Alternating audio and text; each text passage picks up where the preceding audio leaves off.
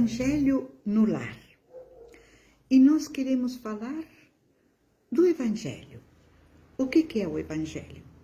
O Evangelho é o livro que relata a vida de Jesus, os seus ensinamentos, inclusive faz parte da Bíblia, do livro sagrado da Bíblia, que no Novo Testamento contém essa parte do Evangelho de Jesus, a vida dele, os seus ensinamentos e tudo o que se refere à estada de Jesus entre nós há 2000 e poucos anos atrás. Só que esse Evangelho, parece que as pessoas, quem lê o Evangelho, simplesmente decora. É uma verdade decorada. Só que a verdade decorada é sempre uma verdade difícil de entender, difícil de poder até exemplificar. Há um abismo imenso entre a verdade decorada e a verdade esclarecida, entendida, explicada. Então, o que aconteceu para nós podermos entender melhor os ensinamentos e a vida de Jesus? Em 1864, quando Kardec trouxe ao mundo aquele consolador prometido que Jesus dizia aos seus apóstolos e aos seus discípulos que ele nunca os deixaria sozinhos, porque quando a humanidade puder entender o significado que naquele momento não podiam entender, ele mandaria um consolador. E o consolador prometido, nós sabemos que é, na realidade, o Espiritismo. Esse consolador vai ficar sempre entre nós, para que possamos entender os ensinamentos de Jesus e podermos também exemplificá-los. E nesse novo Evangelho, que é o mesmo Evangelho somente explicado, solamente para saber que não temos que decorá-lo e sim entendê-lo e aplicá-lo no nosso dia a dia. Nesse momento que se deu à luz o Espiritismo, os livros que junto com esse advento foram escritos, parece que uma nova era se instalou no mundo. O seu Evangelho, Evangelho segundo o Espiritismo, é aquele que nós temos como pauta de vida, é aquele que nós estamos querendo falar no dia de hoje. É desse Evangelho que ensina, explica, nos diz e nos diz na nossa atualidade, na maneira que nós podemos entendê-lo agora. Muito mais que se podia entender naquela época, 2000 e tantos anos atrás. Então, o que Jesus ensinava? O que Jesus ensinava? Jesus ensinava com muito amor a compaixão, a solidariedade, não a solidão, a solidariedade quando a solidão existisse, a bondade, o amor. Ele ensinava o perdão, a caridade, o compartilhar.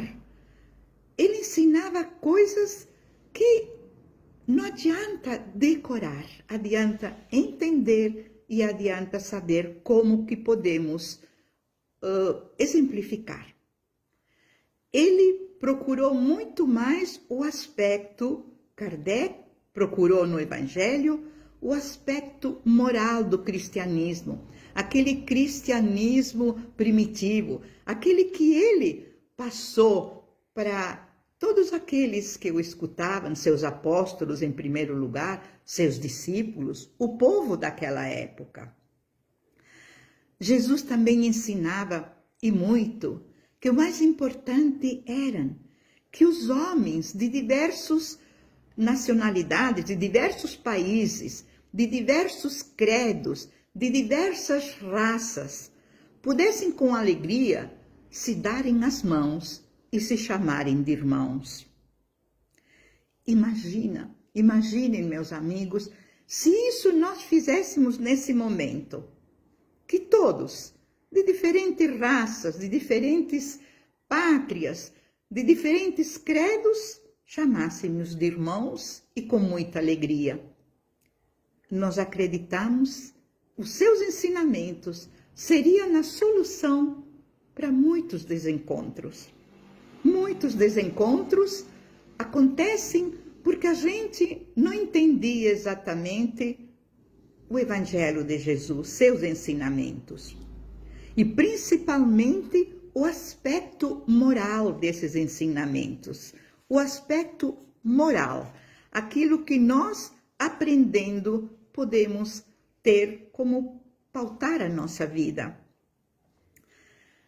Jesus sempre dizia que na hora certa o Consolador chegaria.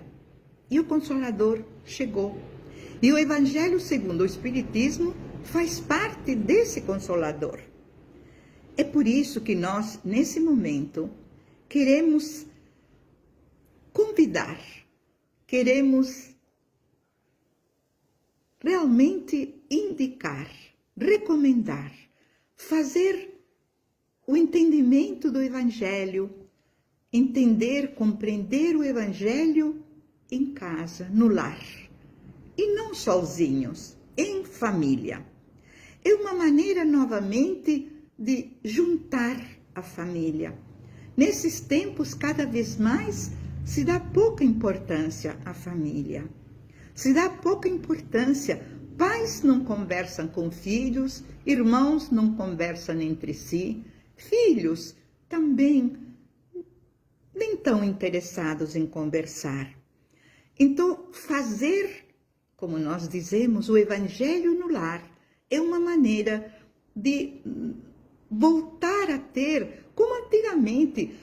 Antigamente, os pais e os filhos conversavam mais, havia mais respeito, havia mais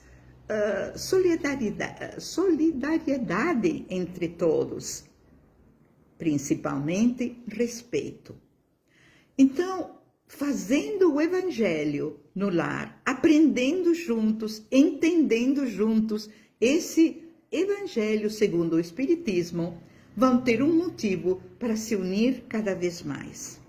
E como fazer esse Evangelho no lar? Primeiro de tudo, é importante escolher uma data que possa ser possível, uma data e uma hora que seja possível estar o maior número de membros da família, para que todas as semanas, no mesmo dia e horário, se reúnam. Isso é o primeiro ponto que tem que ser adotado. Escolheu esse dia, lembrar que em determinado dia vai iniciar o Evangelho no lar. E, no momento, convidar a todos para participar desse Evangelho no lar. Pode ser, meus amigos, e não se desanimem, que no primeiro convite nem todos aceitem. Pode até ser que só você que organizou esteja presente. Ou pode ser que todos, ou algum membro pelo menos, esteja presente. Faça, mesmo que sejam sozinha ou sozinho. Faça, peça licença, sente-se no lugar que tinha preparado, seja ao redor de uma mesa, ou seja simplesmente no sofá, na cadeira, como for, e comece a fazer em voz alta, como é para iniciar. É bom colocar uma jarra de água, porque na hora da oração vai pedir para que essa água seja remédio para todos. Então, está chegando a hora, ninguém aceitou o convite, ou só uma parte aceitou, vamos iniciar. Inicia se tem algum livrinho desses que, por exemplo, Sinal Verde, Minutos de Sabedoria ou Minutos do Coração, que tem pequenas mensagens, use-o para iniciar. Se não tiver, é simplesmente dizer: Deus, nosso Pai Criador, Jesus, nosso Mestre, aqui estamos em vosso santo nome. Pedimos proteção e amparo para o lar e para todos nós, para que possamos iniciar nosso Evangelho no lar. E podem até falar o Pai Nosso. Feito isso, abrem o Evangelho ao acaso. Nós achamos, pode ser também sequencial, mas nós achamos que no acaso é muito melhor. Às vezes, você abre numa parte que é aquela parte que você precisava ouvir.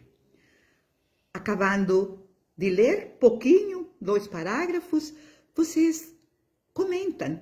Se estiver sozinho ou sozinha, comente também. Depois faça a oração. A oração pedindo vibrações pelo lar, pela família, por aquelas pessoas que está desejando, deseje o bem, a saúde, a força, o amor. E aí encerra. Encerra simplesmente também com uma oração, o Pai Nosso. Mas nós estamos falando de uma maneira muito básica. Quisemos apenas fazer um primeiro convite. E nós vamos ficar muito felizes se esse convite for aceito. Muito obrigado pela atenção. Que Deus possa permanecer nos nossos corações. E até a próxima semana. Graças a Deus.